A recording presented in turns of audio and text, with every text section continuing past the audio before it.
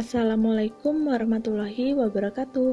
Izin perkenalkan diri, perkenalkan nama saya Novita Anggreni, NPM 1804041117, Prodi Ekonomi Syariah, mahasiswi Institut Agama Islam Negeri Metro Lampung. Dalam video kali ini, saya akan menjelaskan materi mengenai perbedaan dan persamaan BMT dan juga koperasi. Sebelum lebih lanjut, mari kita simak pengertian keduanya. Yang pertama, pengertian BMT. Apa sih BMT itu? Jadi, BMT merupakan kependekan dari kata Balai Usaha Mandiri Terpadu atau Baitul Mal wa Tamwil, yaitu lembaga keuangan mikro atau LKM yang beroperasi berdasarkan prinsip-prinsip syariah. Selanjutnya, mengenai koperasi. Apa sih koperasi itu? Jadi, koperasi adalah sebuah organisasi ekonomi yang dimiliki dan dioperasikan oleh seorang demi kepentingan bersama. Koperasi melandaskan kegiatan berdasarkan prinsip gerakan ekonomi rakyat yang berdasarkan asas kekeluargaan. Untuk selanjutnya, mari kita simak perbedaan BMT dan juga koperasi.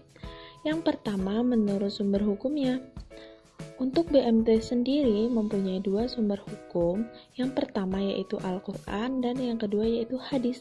Yang pertama, dalam Quran Surat Al-Maidah ayat 2, dan tolong menolonglah kamu dalam mengerjakan kebajikan dan takwa, dan janganlah tolong menolong dalam berbuat dosa atau pelanggaran. Yang kedua yaitu menurut hadis, Allah merupakan pihak ketiga yang menyertai untuk tolong-menolong dan memberkati. Kemitraan antara dua belah pihak lainnya jika salah satu pihak telah melakukan pengkhianatan terhadap mitranya, maka Allah keluar dari kemitraan tersebut. Selanjutnya yaitu sumber hukum koperasi. Sumber hukum koperasi sendiri terdiri atas 3 macam. Yang pertama yaitu landasan idil. Landasan idil adalah Pancasila, di mana kelima sila dari Pancasila tersebut harus dijadikan dasar dalam kehidupan koperasi di Indonesia. Yang kedua yaitu landasan konstitusional. Landasan konstitusional koperasi adalah Undang-Undang 1945, landasan penggeraknya yaitu pasal 33 ayat 1 Undang-Undang Nomor 12 Tahun 1967 tentang pokok-pokok perkoperasian bab 2 pasal 2. Yang terakhir yaitu landasan moral, yakni sekawanan dan kekeluargaan. Selanjutnya yaitu berdasarkan jenis-jenisnya. Berdasarkan jenis-jenisnya yaitu yang pertama BMT.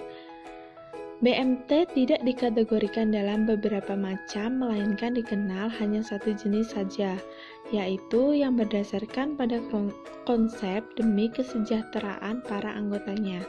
Sedangkan pada produk BMT, satu dan lainnya sama saja, di antaranya tabungan anggota, pinjaman dana, dan sebagainya. Nyaris sama dengan jasa atau produk yang dikeluarkan oleh koperasi. Kemudian, jenis-jenis koperasi sendiri. Koperasi memiliki banyak jenisnya, di antaranya koperasi simpan pinjam, koperasi konsumsi, koperasi produksi, koperasi jasa, dan yang lain sebagainya. Untuk selanjutnya yaitu perbedaan mengenai struktur organisasi. Untuk BMT tersendiri yang tertinggi yaitu rapat anggota. Nah, di bawahnya terdapat pengawas syariah, badan pengurus, pengawas keuangan, lalu di bawah ketiganya terdapat manajer yang membawahi manajer administrasi dan customer service, manajer akunting, manajer teller, dan manajer pemasaran. Terdapat juga perbedaan keuntungan. Yang pertama pada BMT, yaitu menggunakan sistem bagi hasil, yaitu profit dan loss sharing. Kemudian pada koperasi, pembagian keuntungan atau SHU, sisa hasil usaha, akan diberikan sesuai jumlah yang dipinjam dalam satu periode. Semakin besar pinjaman, maka pembagian keuntungan semakin besar, begitupun sebaliknya. Selanjutnya, mari kita bahas persamaan antara BMT dan juga koperasi. Yang pertama, syarat pendiriannya yaitu minimal 20 orang. Yang kedua, sumber dana berasal dari simpanan pokok, simpanan wajib, iuran sukarela, investor negeri maupun swasta. Dari materi yang telah saya sampaikan, dapat disimpulkan bahwa BMT dan juga koperasi yaitu sama saja. Hanya saja ada perbedaan pada lembaganya, yaitu pada koperasi hanya terdiri dari satu lembaga saja, yaitu koperasi yang dijalankan dengan sistem syariah. Sedangkan pada BMT terdapat dua lembaga, yaitu yang diambil dari namanya, Baitul Mal wa Tamwil, yang berarti lembaga zakat dan lembaga keuangan syariah. Baitul Mal berarti lembaga zakat dan At-Tamwil berarti lembaga keuangan. Ini berarti bahwa koperasi jasa keuangan syariah yang dijalankan dengan dua lembaga sebagaimana disebut di atas berarti BMT yang hanya menjalankan koperasi jasa keuangan syariah tanpa lembaga zakat disebut koperasi syariah saja. Sekian materi yang telah saya sampaikan.